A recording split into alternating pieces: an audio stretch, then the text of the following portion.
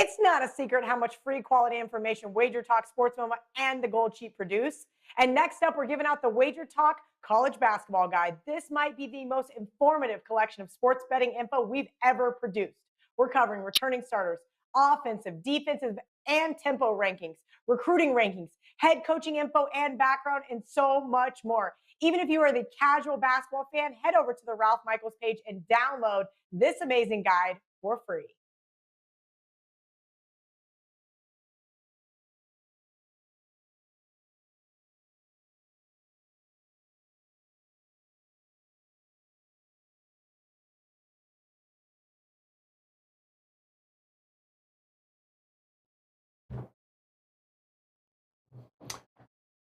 All right, guys, welcome in here to another edition of the College Basketball Tip-Off Show. It is powered by WagerTalk.com. I'm Joe Raineri, and we are loaded today in the house. In fact, let's bring them all in. We got a lot more people. It's like 10 pounds of crap in a 5-pound bag here on the College Basketball Show. Mr. Dave Koken, Ralph Michaels, and we welcome in one of the newest members here to WagerTalk.com, that being Mr. Tony Mejia, who, from what I understand, has been everywhere. He's kind of like a bad rash.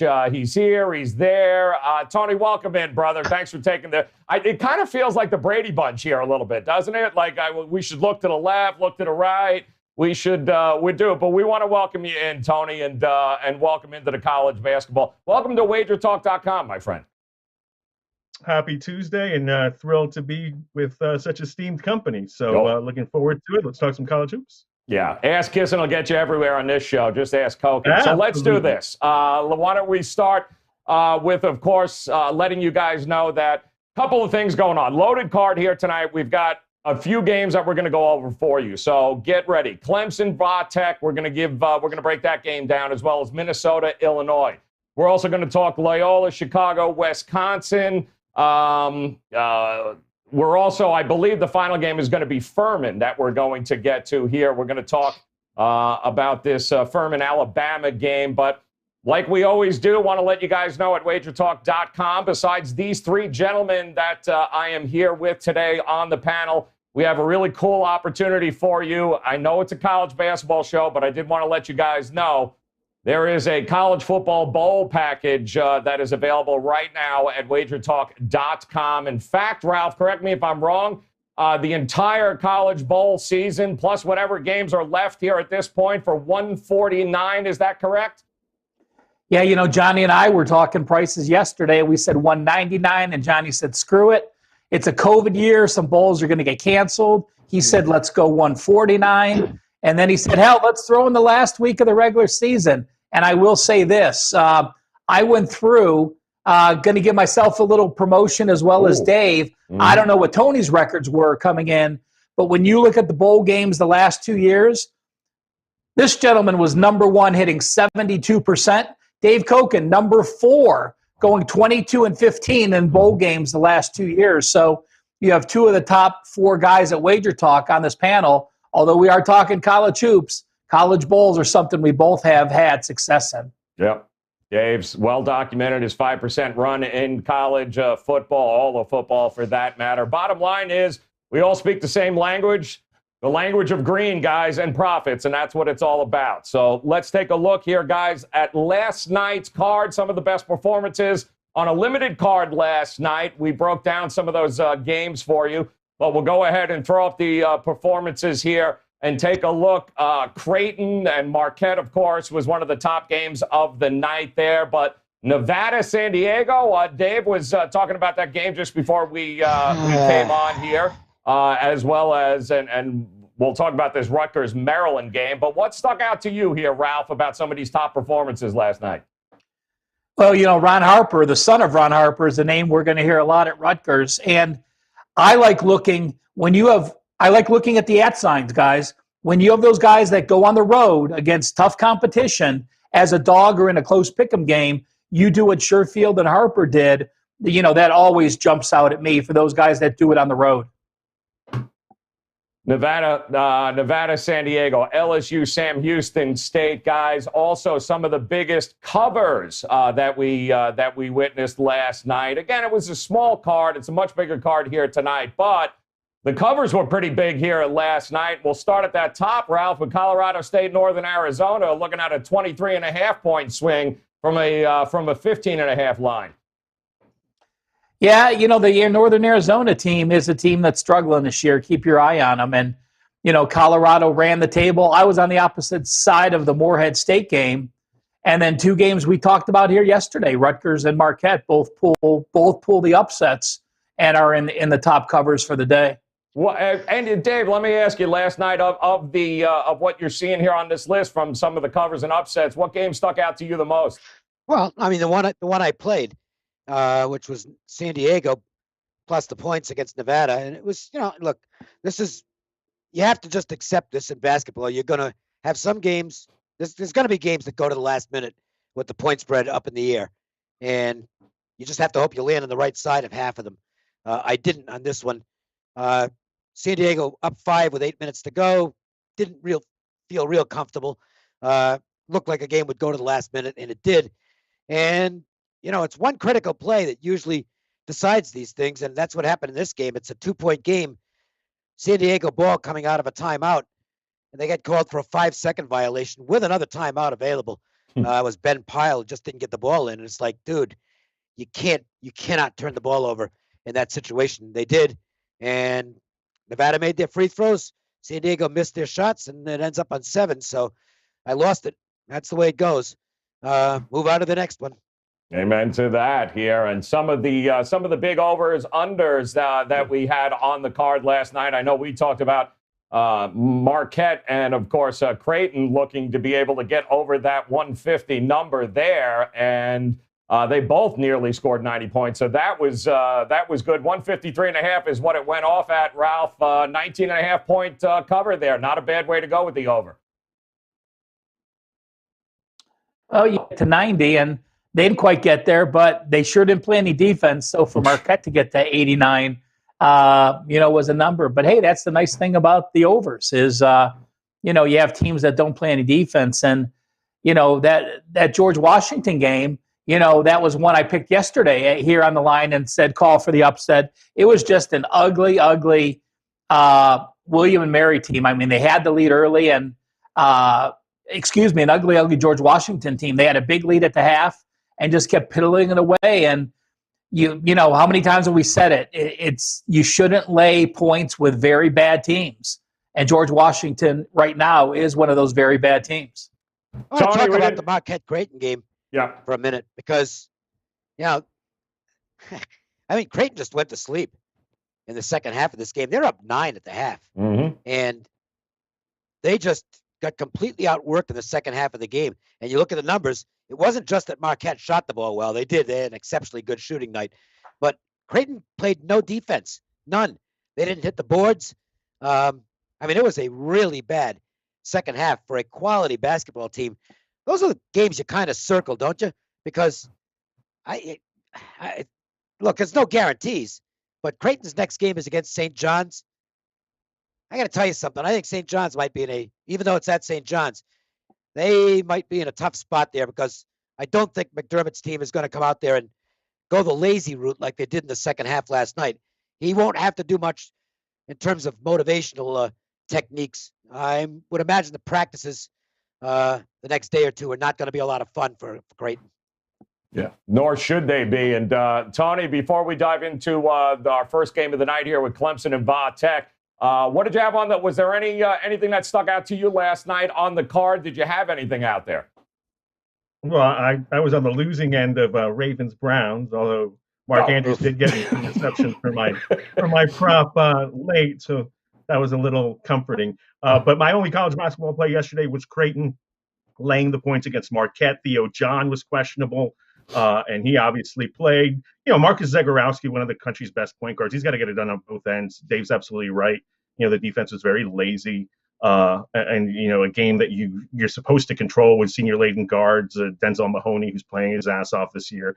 That's a game that Marquette should walk out of your building losing, and they didn't. So at this point, I think it's a very talented Creighton team that you expect a little more from. I thought they would beat Kansas outright. Obviously, Zagorowski missed a a free throw that would have sent that game into overtime. They bounced back nicely against Nebraska in a game that went over. That was a 5% play for me that night, the over. And, right now we need to see it on both ends from Creighton. Otherwise, we're just looking at a talented team that we try to count on for overs. And speaking of overs, there's a couple of spots here on this card tonight, too, that we'll certainly circle here and keep an eye when it comes to scoring points in college hoops. But we'll start in the ACC, guys.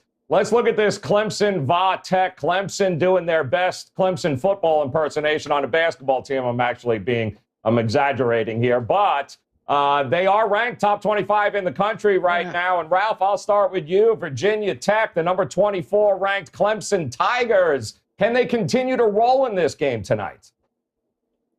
Well, I think Clemson's getting too much love early. Granted, when you've beaten 4 Power 5 teams, you certainly do get noticed. You beat Mississippi State, you beat Purdue, you beat Maryland, and you beat Alabama. But, I think it's sort of a what have you done for me lately? And I think this line is a few points off.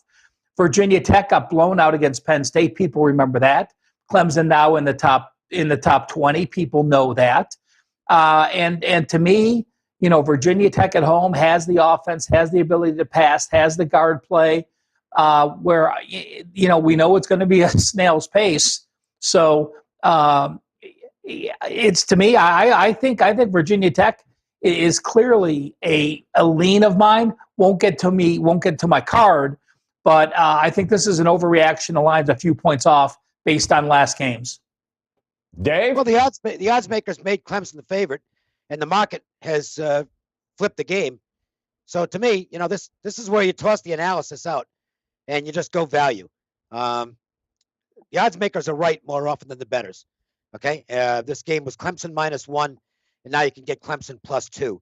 So if you like Virginia Tech, you missed the boat, and you're getting, to me, 3 points now, the best of it with Clemson. That's the side I like. I'm a value guy, and to me, the value is now clear in this game. If it doesn't play out that way, that's the way it goes. But I'll do this all year long in basketball. When you see line moves and we talked about this the other day with Rhode Island and Western Kentucky. If you just take the best of it on a regular basis and go against the steam chasers, you will win more than you lose. Doesn't mean you're going to win every game. You might get hammered with this one. But to me, Clemson's the side to play at where the line is now. Dave, before we go to Tony, Joe, let me ask one question.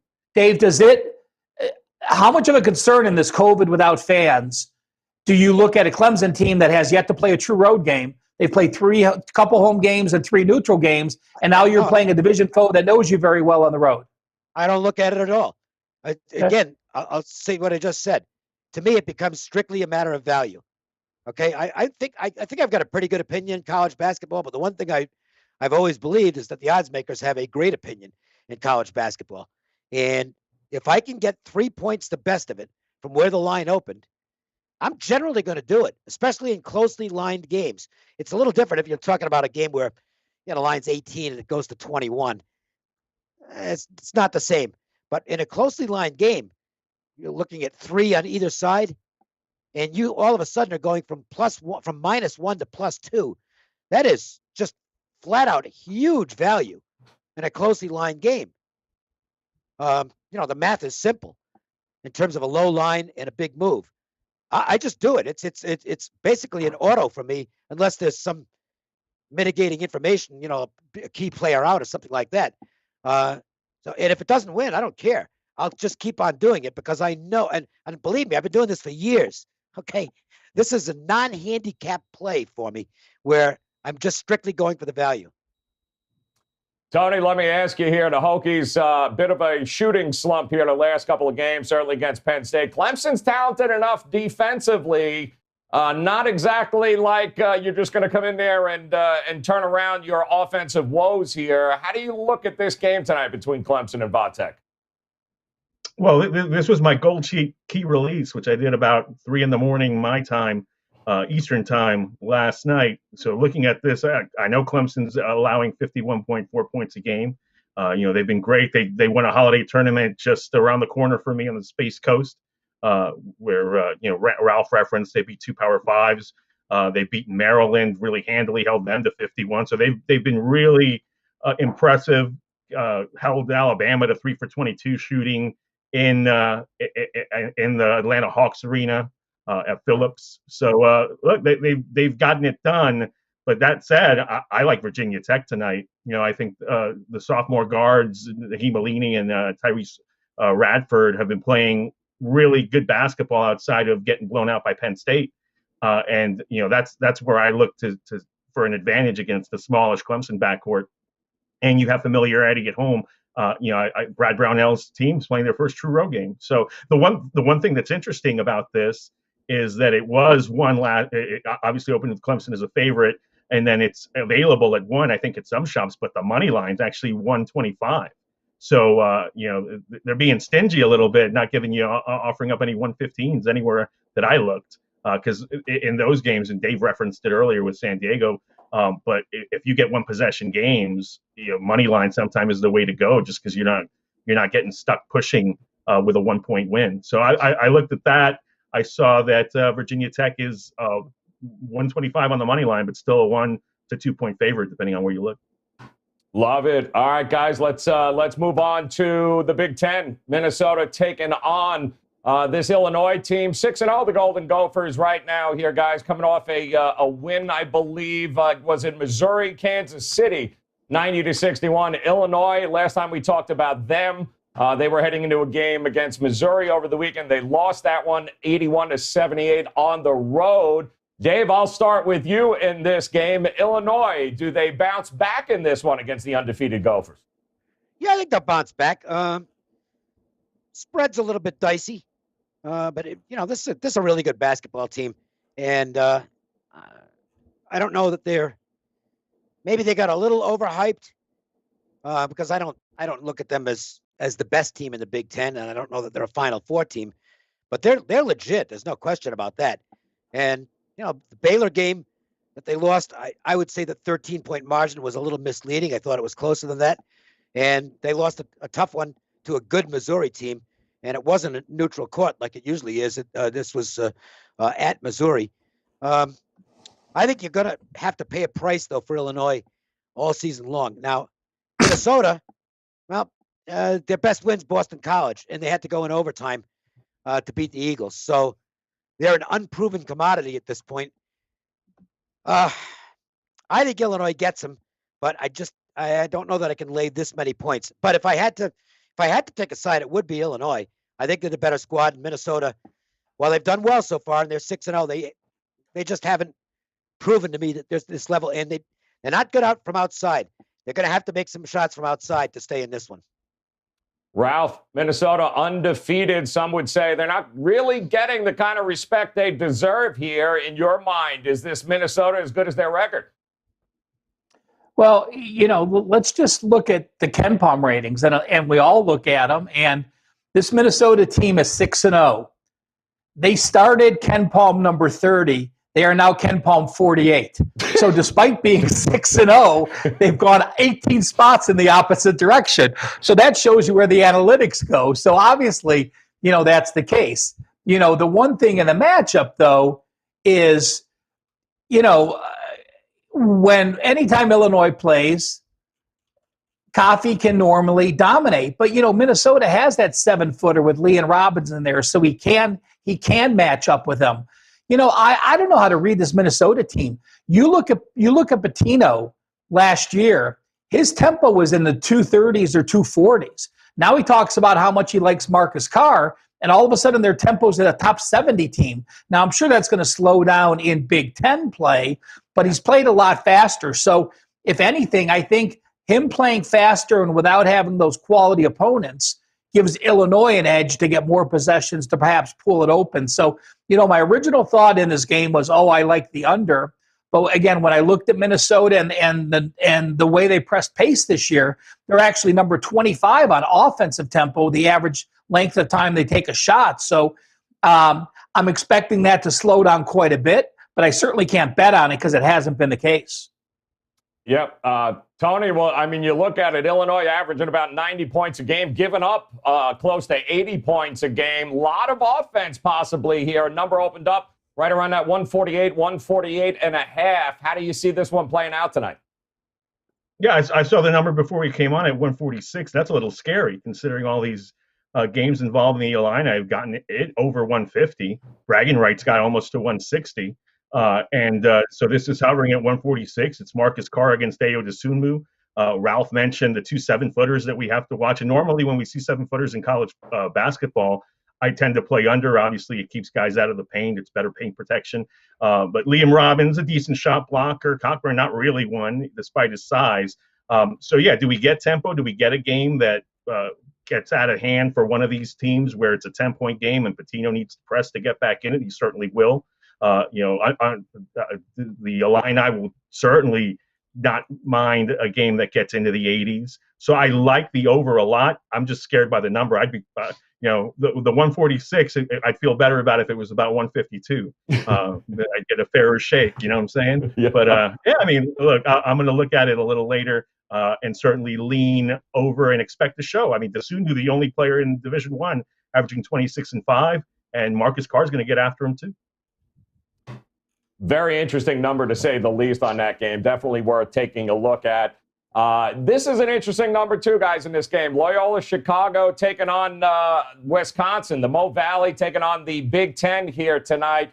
I saw it open up somewhere around 8.5 in this one. Ralph, I'll ask you here. Wisconsin, I don't. There are some people here that are shocked that this is under a double-digit number here to open up. Where do you see this going here? Is this one of those where it's going the wrong way in your mind? Well, Joe, I went to my database because when we talk football and we see a high ATS line and a very low total, often that correlates to the under. So I just wanted to run in the college database. I took teams that are favored by 8 or more with a total. So a decent sized favorite with a very small total. And really the numbers were indifferent. The ATS number for those big favorites with a small line was 48.9%. The over-under was 49.3. So, all I'm saying is I ran the numbers and there are no correlation like football that you want to take a dog with a high total. It's not the case. But with that said, the Wisconsin team didn't really impress me against Rhode Island. Yes, they won by 11, but watching them didn't impress me. The Marquette game they lost. The Green Bay team was, again, one of the youngest teams in the country. I'm not even going to count that. And Loyola, I don't know enough about Loyola. You beat Chicago State like everybody does, and you beat Illinois Chicago by 11, and the game was 6 or 7 most of the time, and they pulled away to cover. But there's just something about Mosier and his team and who he has this year. And, he's got 3 seniors in the front court, 2 sophomores that he raves about in the back court. I think they can keep within the number. Not a game I'm going to ever get involved with, and I think it's going to be right around the number. But coin flip has me leaning with the dog. And, you look at Wisconsin, they have Louisville on Saturday. So are they excited about Loyola? Well, who knows? But I know that some of those players are certainly peeking ahead to Louisville. How do you see it here, Dave? Wisconsin, certainly the record and the numbers show they're pretty good at home here. Big Ten versus Mo Valley. How do you see it rolling tonight? Well, I mean, throw out the Big Ten versus Mo Valley because Mo Valley sucks for the most part, but Loyola's really good. Okay, they've got a top 10 guy in Krutwig. I don't know. I mean, I'm not saying top 10 as far as the draft is concerned, but a top 10 college player. This guy is a stud in college. He can do whatever he wants on the inside, basically against anybody. They're good, and this is a big game for them. It's a bigger game for Loyola than it is for Wisconsin, and I think they're entirely capable of giving the Badgers a really good game tonight. I think Loyola plus the points is live here. Tony, how do you see it playing out? We looking at, 130, 131 and a half? We looking at an over, an under here, or are you favoring one side? I mean, I think with the way that the Wisconsin Badgers are fanatical about their pack line, you never want to play on overs with them, and especially since Loyola is going to try to push the ball inside anyway and challenge Reavers. I think that the pace will probably be slower, so I would not go with the over, even though that's an enticing number.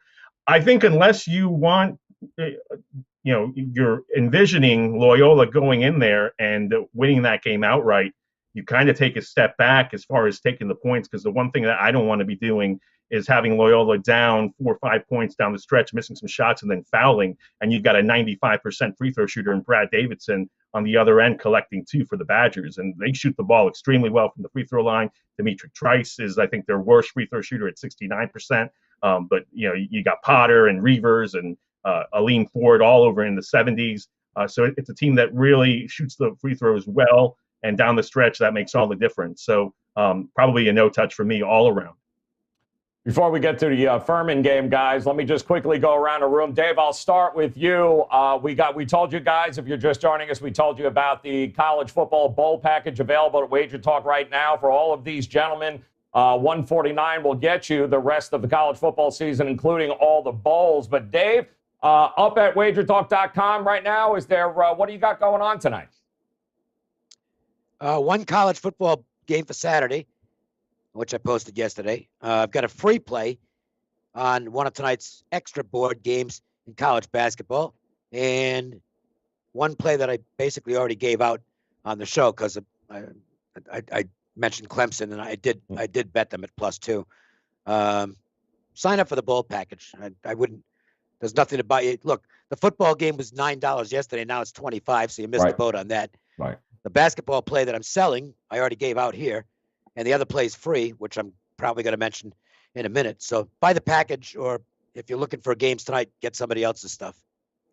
Tony, let me ask you, my man, first time that we've had you on a show, in case folks don't know, over at WagerTalk.com, what have we got up for tonight here and looking ahead towards the week? Well, I'm number one at Wager Talk for college football for the season, profits and percentage, but I have not looked at a single bowl game yet. I know UCF is playing. UCF, my alma mater, is playing BYU. That's a grown man game. I'm really scared for my Knights. It's down in Boca. So I'll have plays on most every bowl game. It's a matter of who's interested in actually playing, especially in the COVID era. College basketball tonight, I already gave out one of my plays. It's Virginia Tech. And I like them on the money line. I think they'll handle Clemson, but it's going to be a tight game.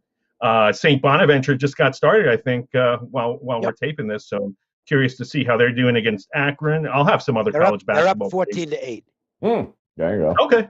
Excellent. They're a 5-point favorite today. So I like the Bonnies. Akron wasn't really tested in their first game. And a little smallish for me. They don't start anybody over 6'7". And so I'll have college basketball today. And my free play on my page is Copa Libertadores with Libertad from Paraguay against Brazilian squad Palmeiras. Winner goes to the semifinals. I like Palmeiras. Yeah, I like to buy a Val. Ralph, what do you got going on here today? What do you got going on at Wager Talk? Man, you know what? We bring. I talked to Tony yesterday. You want to come on the show, and he says I'm going to come barreling. So what does he do? He's got the balls to go head-to-head Koken day one, right? Virginia Tech against Clemson. He says, "Bring it on, Koken. I'm ready for you." We can both win. Yeah, we need Virginia Tech by 1, right? That's it. Love it. There you go. For those guys that don't know, Tony's been at Vegas Insider for a long time. He was a beat writer for CBS Sportsline. He was Pro Basketball News. He writes the Gold Sheet with a couple other guys for college basketball. So it really is a great find, Tony. So welcome to Wager Talk. I'm glad you're part of our team now, and you're only making a very strong team even stronger. I have one afternoon game. I'm not done with my one afternoon game posted now. I'm not done with my nighttime cards. So, with these day games and night games, you've been putting them up in different times, and Dave and I talked about it. The importance of an all-access special, be it 3, be it 7, be it 30 days. And I do want to mention, remember at Wager Talk, we do split sports now. So instead of having to get a 30-day all-access, if you want a 30-day of college basketball, it's up there for $189 instead of the $349 price. So just something else to pay attention to. All right, guys, and we got one final game here we'll review. We're going to look at Furman and Alabama here, and I'll start with you, Ralph. Nate Oates and Alabama, a little bit hard to play at the kind of pace that they want to play at without an NBA-style guard, or at least an NBA-caliber guard like Kira Lewis. It's been a rough go for Alabama so far, but the pace, we know, they're just going to keep coming. They're going to keep coming. It's a small number at 5 opening up here. And Furman, we know what they can do when they start hitting from the outside. So how do you see this game playing out here tonight? Well, we know Dave's having a bad season on the 50s. That Furman-Cincinnati game, is one of them where, I saw Furman. I saw Furman on record, Dave. I didn't bring it up. He brought it up. It wasn't me. Well, no. I wasn't going there. I'm bringing it up because Furman scored 3 against Cincinnati. I lost too. That's the way I'm going with this. I have this as one of my top 3 potential plays today, so I might be giving out one of my free plays as well. But matchups. You look at Alabama, and yes, they are struggling getting their timing down with the guards. They're using Shackelford and Petty and Quinterly and moving them around. But this is still Nate Oates, who was number 1 or number 2 in tempo at Buffalo. He's number 3 in tempo this year. Why did they get shut down to 56 and 64 points in 2 games? Well, because they played top 30 defenses in Stanford and Clemson and teams that are 200 or 300 in tempo. So now you're playing a Furman team that just scored 73 against Cincinnati. You're pressing the pace, and Furman's tempo is misleading. If you look at Ken Palm's adjusted tempo, their offensive side of that is 7, shoot the ball very quick. So I actually quite value with the total here. Alabama doing what they're going to do best. Furman able to up the pace after a couple slow pace games for 1, 2, or 3, and it very likely will be a play for me tonight.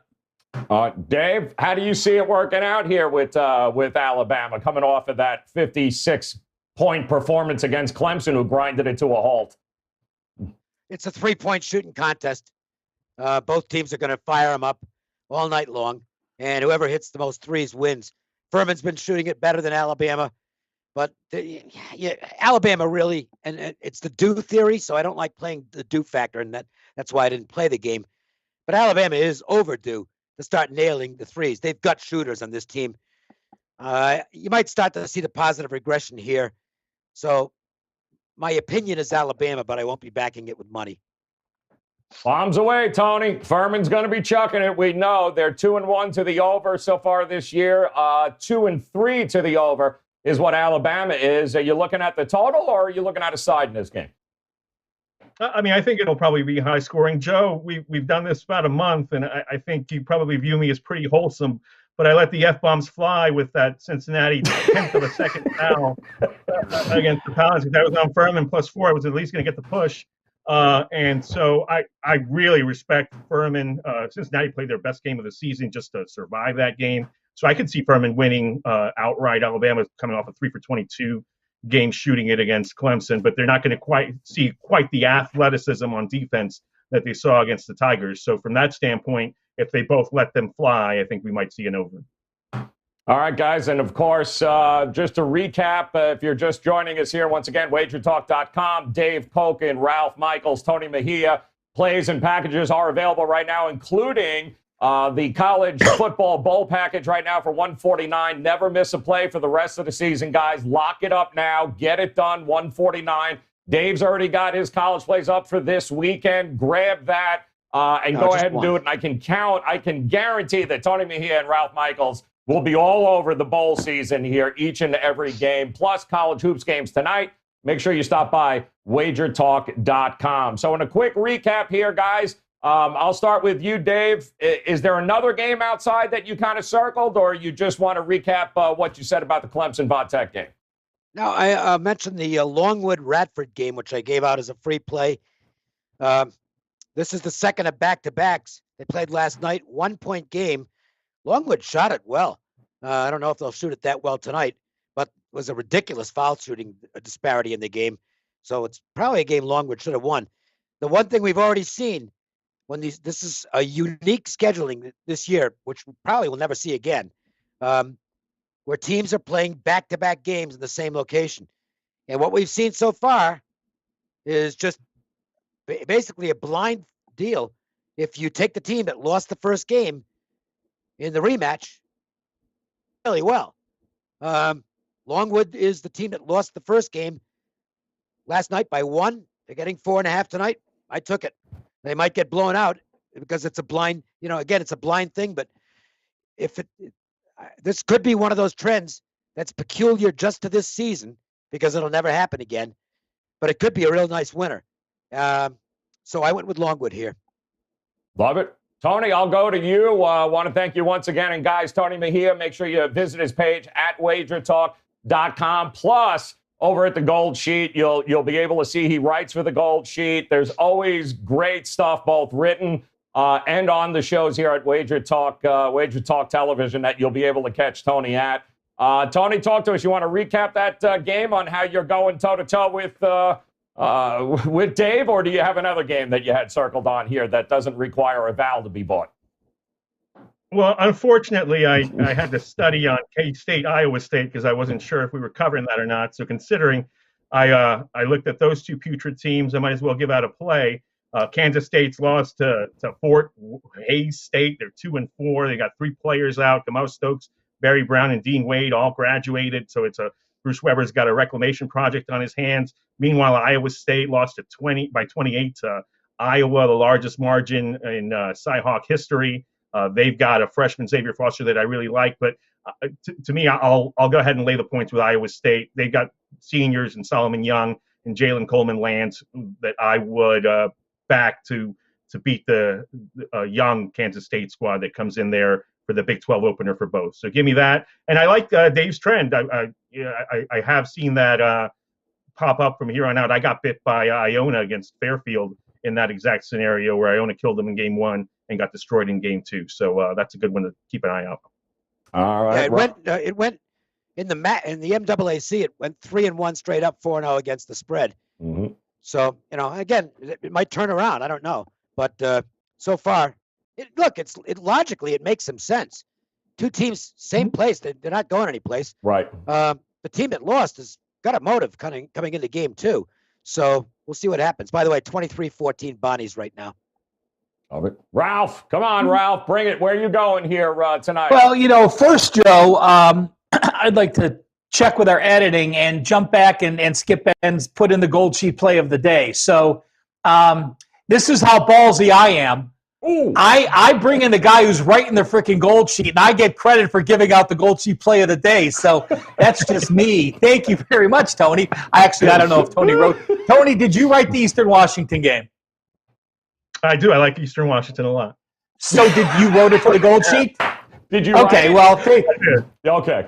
Thank you very much. So I don't know who writes them when I pick them. So Tony, I pick a Gold Sheet play of the day, and I went 0-2. And then I tweeted out so people could read the recap each day, and I was getting crap. God, the Gold Sheet sucks. I said, no, the Gold Sheet doesn't suck. The guy who's picking the play of the day sucks. But I have picked 4 straight winners now, so this is going for number 5. Gold Sheet play of the day is on Eastern Washington plus the points against St. Mary's. Follow me at Twitter at CalSportsLV. As soon as the show is over, I will tweet out the entire recap so you can look at the new version of the Gold Sheet, the straight-up home and away records, the points, 4 points against, the last 3 games for each team, and read the write-up as you want. Again, at CalSportsLV on Twitter. I am going to post this as an actual play, Joe, so I'm going to give it out to you here as well. I am going to go Alabama and Furman over the total. I went through the reason. I think the matchups with both teams coming off defensive foes and much slower paces now getting matched up over the total for me in that one. All right, there you go. And I'm going to lean towards, it's a big number, but I'm going to take a page out of Dave's book. It's a team that we liked. Give me Tennessee laying the 17, 18 points there against App State here tonight. Think about this. Tennessee is giving up 51.5 points per game, which wouldn't seem all that big of a deal if they were playing like the Sisters of the Poor. But they've actually done it against some quality competition in Colorado and Cincinnati. I don't see how App State is going to be in this game at any point. I think this is a game that Tennessee gets as many easy baskets as they might see all year. So I'm with you, Dave. I love this Tennessee squad here. I think the best is yet to come from them. So I'll lay the 18 with them tonight against App State. I don't disagree. I wish their offense was doing a little better. The offense has been bad, quite frankly. But once the offense gets going, this is a really good basketball team. Really good. Their defense is spectacular. Joe, did you not look at game 060 on the card? Oh, is it Stetson? Stetson's playing. Team's lucky if they scored 12 points. All right, guys. And they're playing a Florida team. What do you know? Florida Atlantic is only playing. They don't like to travel outside of Daytona. All right, guys. Again, Tony Mejia joining us, Dave Koken, Ralph Michaels. I'm Joe Raineri, inviting you guys, WagerTalk.com. You will see Tony again joining us here. You will see me, Ralph, and Dave once again tomorrow. Make sure you like the page here. Hit that little bell in the upper right-hand corner on YouTube. Get notified every time we post one of these shows. Again, plays are up, guys. Make it a profitable Tuesday night here at WagerTalk.com. Tony Mejia, thanks for stopping by, brother. Best of luck to you guys. We'll do it again tomorrow. Good luck with your plays tonight. We'll talk to you again. It's not a secret how much free quality information WagerTalk, SportsMoma, and the Gold Sheet produce.